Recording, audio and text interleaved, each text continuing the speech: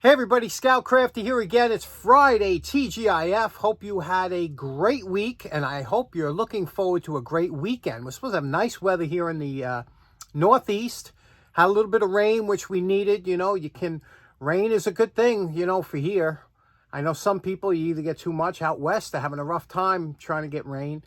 I have to tell you, I just want to put out a special thank you to all my fellow creators out there, YouTube creators, for giving me plenty of content, great content to watch, so that I don't have to watch the news or anything else, or anything that's coming out of modern times, and I could really sit back and enjoy the content that you people put out. It's just fantastic, so I'm enjoying that. And today we're going to start a pretty ambitious project.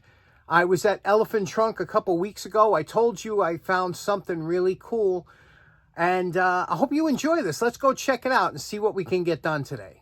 Okay, so like I said, I was walking through Jacktown Flea Market in Connecticut, and I happened to see a gentleman have this on his table, and there was a piece of tape on it, said $10. And I went over to it. I knew exactly what it was because ever since I was a kid, I wanted one of these, but they're very pricey and priced out of my range anyway. So I looked at it and I said, it was missing a couple parts, but I still knew what it was. And I went like this.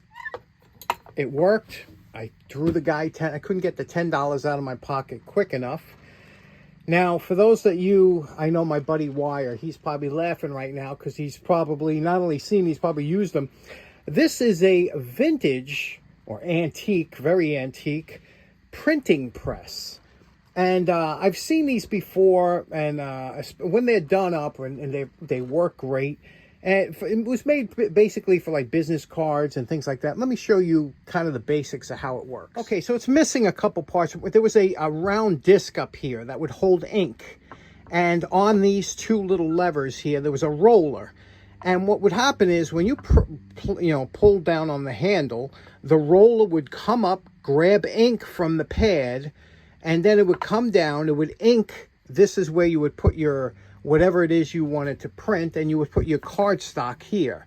So what happened when you did this? It would ink the print type or the type, and it would press this against the type and your cardstock, and when you loosened it up, you would have a business card or a postcard, whatever you were making. And they still work. Like I said, they're quite collectible because they're pretty interesting. You can actually make your own cards or whatever. So my first thing is, first we got to find out how to make something to make this work. Then I'll worry about the restoration. So first thing first, let's see if we can get this thing to work, fabricate some parts, whatever we have to. I know I have a broken spring down here, so this is, like I said, a big undertaking. Let's first thing clean it up as best we can. Look at the ornate. Look if they had the ornate pinstriping on here. These used to be like gold. These were pretty expensive back in the day, so let's see what we can do with it.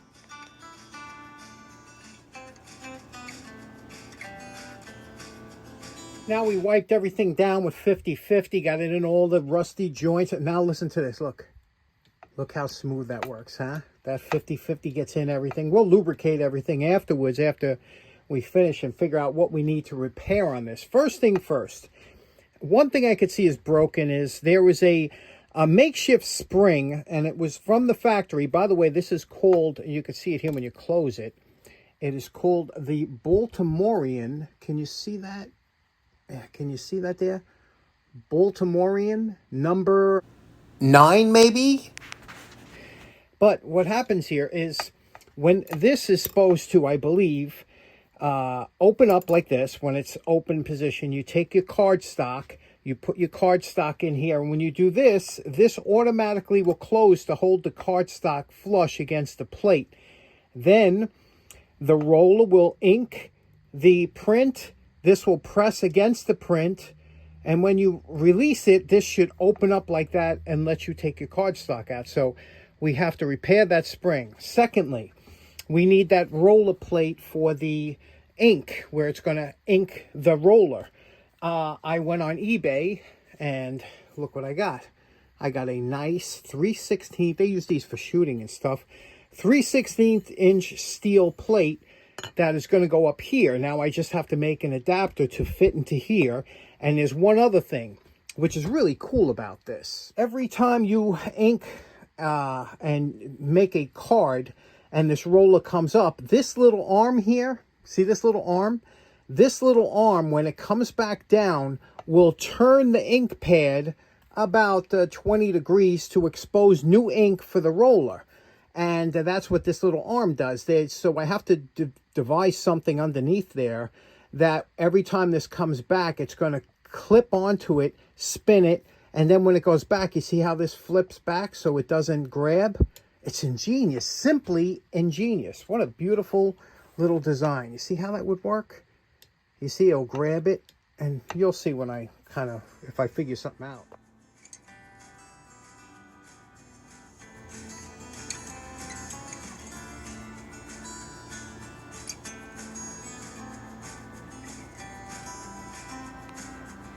Okay, I know some of you are a little bit intimidated when it comes to measuring, and who isn't, you know, especially when you're trying to get a pretty decent fit. We got to make a little shaft that goes in there that we're going to mount the plate to, this plate here. So, again, I'm eyeballing it. I have nothing to work off of, and I'm making this up as I go along, but I do need a shaft that fits in there. So, one way you can do it, a really simple way, these are called inside calipers, okay? Spring calipers. What you do is you put this in here like this, and you loosen this up until you get a drag fit. So it's dragging, you see? It's just in there that you got no play from side to side, but it drags on both sides. Then you place this down here on a piece of paper like this, right? And then you take your outside calipers and you adjust them. You see what I'm doing here? I adjust these. You go in and out until this becomes a drag fit. You see how it's just dragging over those edges? Now, this will be your ballpark. This is your ballpark measurement. Now, when you're turning it on the lathe, you just keep turning it down. You make it a little bit longer. We're going to cut some of this off. So you just experiment until you get, like, see here, it's a little tight, but you see how it's just dragging off? Now, watch what happens when we try that in the hole. It's a little tight, you see? So that's how you get your ballpark. Now, you could take this back to the lathe and take off another thousandths, and just keep test fitting it. Now, real machinists would say, why don't you just take a measurement? Because, we're just goofballs down the shop, but it does get it done. And this is the way the old timers used to do it. So it works, and you will get a good fit. Just don't rush it, because a lot of times you want to take off a little bit extra, and then you have too loose of a fit.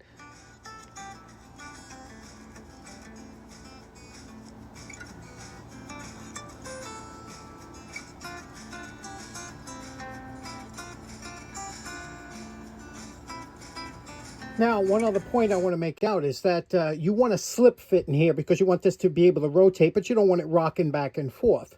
The other thing is that when you put this in here, you see how we have it here now. This is a nice fit. There's no play. There's no slop from side to side.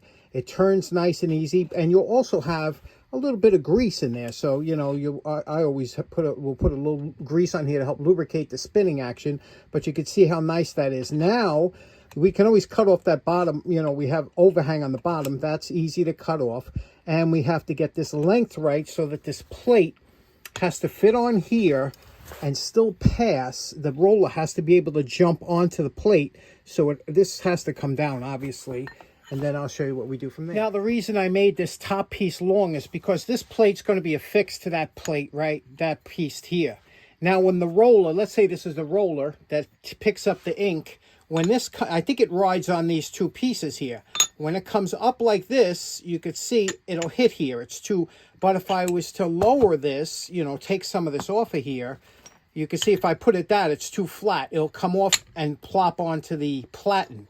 So what I want to do is raise this up just enough where this roller comes up and the transition between the rails and the platen is very nice, So I have to get that height exact. I can always shim it up with some wash from low or whatever, and then once you have this done, this is a prototype, then you can make one out of steel once you know it works. But I've never seen one of these before, so I'm doing it as if I'm inventing it. I had to dig out a piece of aluminum from a scrap, and as I was working it, I love aluminum. Do you know, in the mid-1800s, aluminum was more valuable than gold.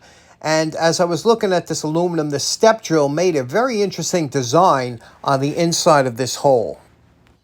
Now, if you remember an episode a while back, we were talking about fits and press fits and interference fits. And you can see here I have not quite a press fit, but it's a fit that will slide in, yet the way it's made that it won't come out. You can't, no matter how you shake it. So this is what's the beauty of machining and metalworking, and why it's such a fantastic hobby, and why you have to keep practicing.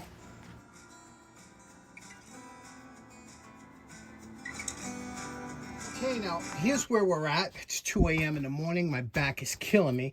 I have a piece of PVC tubing that I put bearings in there, so you can see how nice and easy this rolls on here. You see how this works. And I have threaded rod, all thread, that goes through there. But you see how that works. And now that will ink. This is the roller. This will ink whatever's on here. Here is the plat. Now, this is the base that I made. You can see here. Okay, now how this works, this goes on to here. Now remember, when this comes forward, it's going to have to grip something to spin this. You see it's trying to spin it already, but I got to cut grooves in there so that this will be able to move this and turn it. And then this will get attached to this. And when this roller comes up here, look how that transitions onto the platen. See? So far, we did good for one day, right? I mean, but my back is killing me. I got to go up and go to bed. I'll be back tomorrow. Okay, day 2. We are at the milling machine, and let me show you this sweet little setup here. This is what's called, let me get the camera set up. Sorry about that. Now, this is called a rotary table. What's so interesting about this here is this fits on your milling machine. And it allows you to make slots in so many different degrees. You know, you have a little gauge here, 360-degree gauge, and you could turn this left or right. And then what we're going to do is we're going to bring this little cutter in and out to try and make teeth all the way around there. I'm going to do it, I think, every 15 degrees. And we'll see what that looks like. Hopefully that won't look too bad. 15 degrees would be here, would be start. And that would be 15 right there. So you see how it would be spaced. So we'll give it a shot.